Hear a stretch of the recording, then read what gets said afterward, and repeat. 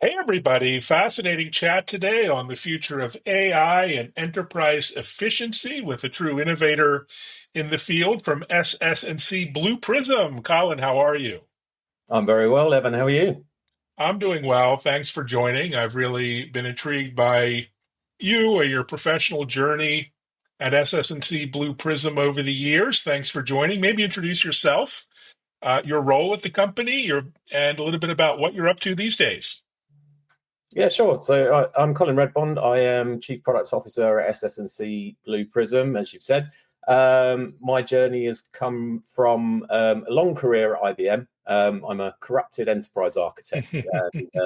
Got into the software business with Blue Prism when we were bringing the software actually into IBM 8 years or so ago. And since then, I've gone through a number of different roles here. Setting up our AI practice, setting up our partner programs, and then getting into the product management and product strategy space. Pretty varied journey. And as you can imagine, we've gone through a lot of change. We got acquired a couple of years ago by SS&C. So yeah, lots of change and lots of exciting things going on. Looking forward to talking to you. Indeed. Yeah, likewise. Let's dive in. What are the specific challenges you guys are solving these days? What's your focus? Well, it's always been about solving automation problems. Mm, But I think what's interesting is the way that things have changed in terms of the different sort of problems that customers are trying to solve with automation, and it's gone very much from people trying to basically take cost out of the business. That was where we started. That was what everyone really kind of bought the software for. And as things have progressed, and particularly with some of the advent of the new AI technologies and generative AI, we're now seeing people looking to solve much more varied problems and looking at kind of customer journeys, employee and customer experience, and real sort of varied sort of perspective on how you can use automation to improve a business and to make people's lives easier, essentially.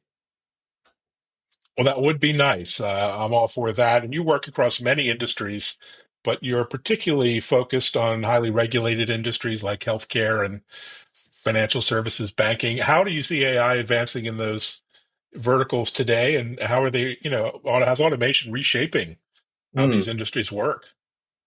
Yeah, I mean, as you can imagine, in healthcare and financial services and other regulated industries, there's a huge appetite and a huge potential for automation and using AI, but a lot more reticence and a lot more governance and rules and regulations that people are concerned about in terms of how they're actually going about implementing it. And that's been true throughout my journey at SS&C Blue Prism, even from the more rules-based technologies and automation capabilities that we provided. We always kind of had to wrap an operating model and governance and guidelines around those things. I think what we're seeing with things like large language models and generative AI, though, is that there's a whole new wave of capabilities, regulation, guardrails, and a completely new thought process around how those organizations are thinking about implementing these technologies. So I would say a lot of experimentation, a lot of thought, a lot of sort of, consideration around what the rules and regulations need to be at both a company-wide and, government-wide level. And a lot of thought on our side on how we can meet customers where they are on those kind of journeys, and how we can support with more technology that we wrap around our software stack. Oh, well said. So we in our industry, as you know, we love four-letter acronyms, and Gartner recently introduced the term BOAT. It's a Mm-hmm. good one: business orchestration and automation technologies. So reflection of a shift towards these unified architectures that you're a proponent of. Well, so what does BOAT mean for businesses, and how does it align with your strategy, and how does it help your customers? Yeah, I mean, those are, if you remember, Gartner coined the term hyperautomation a Mm, number of years ago.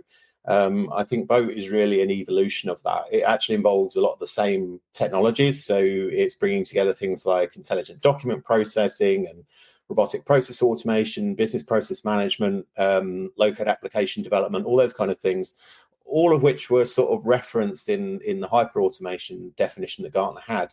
But what we're starting to see now is much more of a demand for a unified set of those capabilities and all, effectively connecting them together to deliver more transformational value through the sum of the parts. And that means a much more integrated system.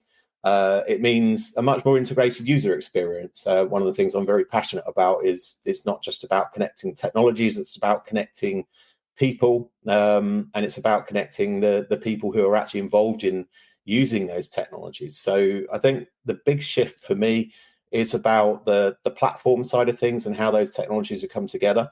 And it's about the user experience. And obviously, again, I'm sure we're going to keep talking about Gen AI or referencing it because it's the sort of buzzword or capability everyone wants to talk about.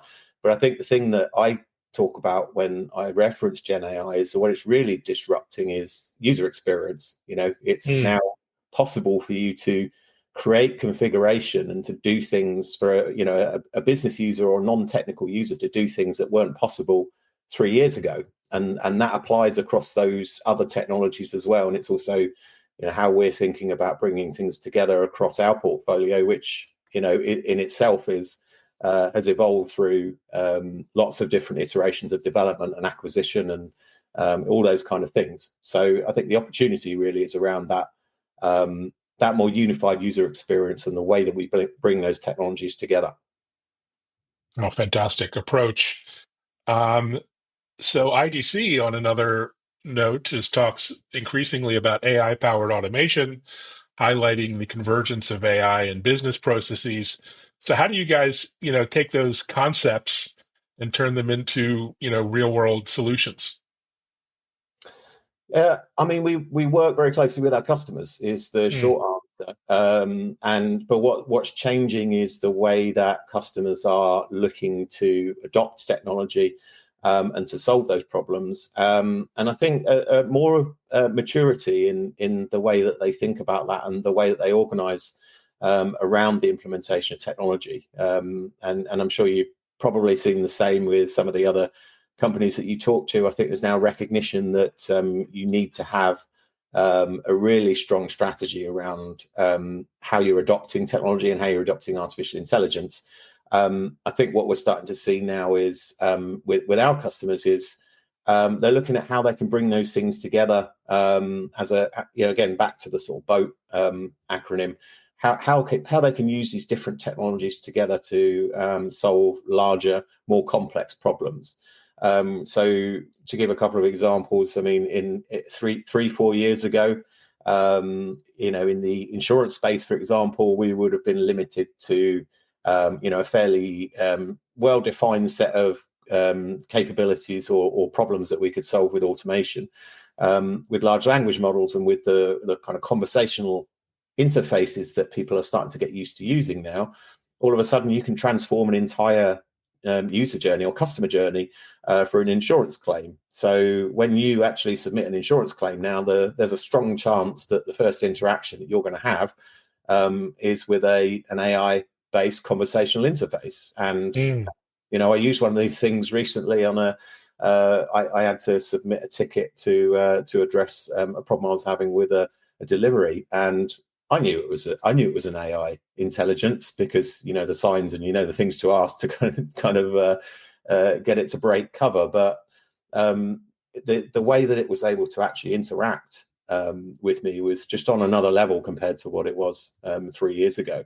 So I think the the problems that we're able to address now with automation combined with artificial intelligence is just going to another level, and I guess consistent with what we're seeing in other parts of industry around the adoption of AI. Yeah, well said. Interesting shift. There's also a shift away from this idea we had a long time for best in breed solutions and kind of piecing those together into more unified solutions from maybe one vendor instead of a dozen. How do you see the benefits of that approach or that shift in thinking to customers and any real world scenarios that make sense? Yeah, I mean, it's one of the things that we've always been strong at, as Blue Prism, and then when we got acquired by SS&C, and we combined the Blue Prism RPA technology with another product called Chorus, which is focused on process orchestration. We've always had strengths on integration and orchestrating different technologies, and actually one of the things that made robotic process automation attractive to businesses was the fact that it was able to integrate with systems that previously it would have been very difficult to integrate with. So the way I look at it is, I mean, we are, in the grand scheme of things, one vendor in a multitude of many different vendors or software ecosystems that a customer is likely to have already invested in. And we're never going to go into a customer and try and oust one of the mega vendors, as I call it, that are already likely to be incumbent in that organization. So what we try and do is a couple of things. One, we try and make it really easy for customers to integrate with those systems. And we do that through robotic process automation, but we do also increasingly and more commonly do it through APIs, because that's, most systems now have APIs. And we make it really easy to orchestrate those technologies. So, business process management is not a very sexy term anymore, but it's kind of, that methodology and that sort of process structure, that structured approach to how you transform business processes is kind of coming back into vogue, because people are recognizing that you need that connective, you need that kind of overarching orchestration system and process layer to be able to cope with these different technologies and ecosystems that you have in an environment. So yeah, I would say two things really: integration and orchestration. Yeah, well said. Seems so simple, doesn't it? If it were only that the case. It But does. 2025 is going to be a huge year for Gen AI advancement. We're going to see, as I think you'd agree, a shift from, delivering answers and just solving problems to actually being tasked with finding solutions, sort of agentic type approaches. How do you see these advancements affecting your customers' thinking and, adoption of AI driven automation? Mm. I mean, you mentioned one of my favorite words in that question, which is solutions. I think we're always kind of looking for how we can apply technology to solve problems and deliver solutions. And I think the agentic shift is kind of allowing us to think about that in a much broader and a much more complex sort of world. So I think 2025 for us is kind of really going to be about how we bring those different technologies and capabilities that we already have in the automation space together with this very, very fast paced and ever changing world of agentic AI and generative AI, and apply that to solutions and solving problems for our customers. And I think it's easy to just throw technology at problems, but you probably remember the first wave of AI hype. When I first joined Blue Prism, before we got acquired 8 years ago, we used to joke that our CTO had a briefcase with the AI in it. It was the first question anybody asked us was, "What AI have you got in your product?" And my first question would always be, "Well, what problem are you trying to solve?" And I think we're in a similar sort of situation now with some of these with the new wave of AI, where people are looking to throw it at problems without really potentially having all the thought around where and when is it appropriate, aligned with some of the more traditional technologies, because sometimes rules-based approaches are actually the right answer for automation, particularly again in regulated industries. So I think it's that combination, and we want to get really strong at how we bring that together, particularly in the user experience, as we talked about. Fantastic. Well, speaking of language models, you could fit in a briefcase. All the excitement's around large language models and the industry buzz and the Wall Street Journal headlines and so forth. But small language models are really gaining traction for efficiency and cost effectiveness Yeah. in terms of processing. How do you see those affecting your vision and your products in terms of automation strategies? Yeah, it's a great question, because I think, back to the sort of regulated industries perspective that we have, the more that we can contain that intelligence and contain the data within a customer's environment or within their control, the more likely they are to be able to adopt our products. So right now, with large language models and most of the capabilities that people are aware of, or certainly the big publicly available ones, we're still sending data to an API, or at best an amorphous blob of compute power that is not within the customer's control, and a lot of customers are very anxious about that. So I think with the containment of the data, and with the sort of shift towards maybe more self-contained, more specific problem-solving models, I think we'll be able to kind of apply that in a way that is much more attractive to some of our regulated customers, because the data it's so important to them that we can tell them how it's being used, where it's being used, who has control of it. And if you're a CIO in a bank, and you're audited, then you need to be able to answer that question. So I think we're going to definitely see a shift towards something that is perhaps a little bit more specific to industries, and to particular business problems. And actually, the other thing that we're seeing is customers wanting to use their own data Mm. to optimize and tune those language models, because there's a plateau, as you probably know, of the advancements in being able to solve problems that are maybe a bit more specific to a particular industry, because you need the data to be able to train the model. Yeah, well said. And there's no crystal balls here, but where do you see the future of automation headed over the next couple of years? What are the unique possibilities you're looking to potentially unlock that we haven't been able to unlock in the past with automation and AI? I mean, I think one of the things that is in its infancy at the moment is this concept of large action models, Mm. and combining a language model with an action model. And if you look at some of the things that have come out around Anthropic, for example, recently, it's when we look at it, it's actually there's all this kind of hype around it. It's gonna kill RPA and all these kind of things. But when we experiment with those capabilities, what we're really looking at is a fairly rudimentary computer vision model with a large language model that's sat in front of it. What it doesn't do is it doesn't consider all of the things that we've spent many years wrapping around robotic process automation to make sure that when you build an automation, it's robust, it can handle exceptions, it can handle Mm. performance issues, all those kind of things. So I think what the opportunity for us is to take some of that knowledge and that experience that we have, and think about how we kind of combine those capabilities together, to really sort of make those things incredibly easy to use. Because even though our systems are all no code, Mm.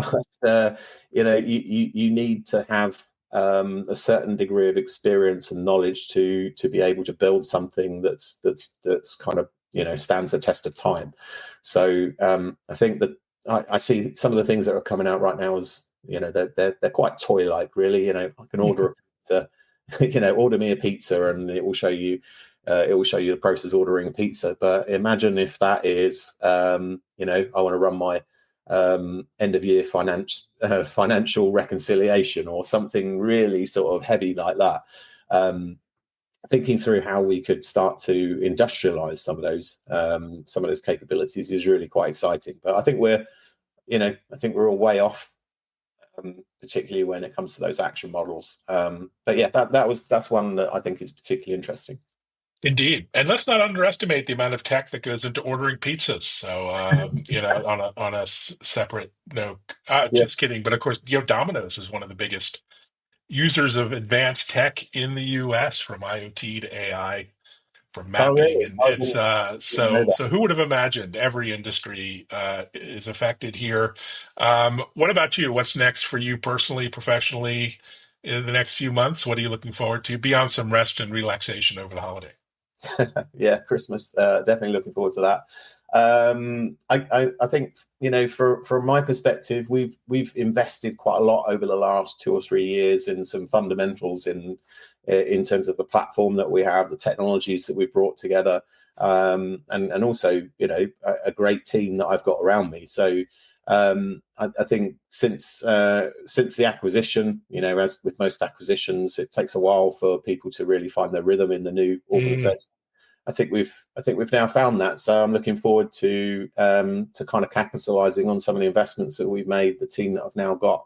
And we've got a really exciting vision and strategy. So I think for me, it's always about execution on that strategy, and listening to our customers, and thinking about how we use tech to solve bigger problems. A wonderful insight there, and congratulations on all the success, and onwards and upwards in 2025. Thanks so much, Colin. Thanks, Evan. And thanks so much, everyone, for listening and watching. As always, sharing. Take care.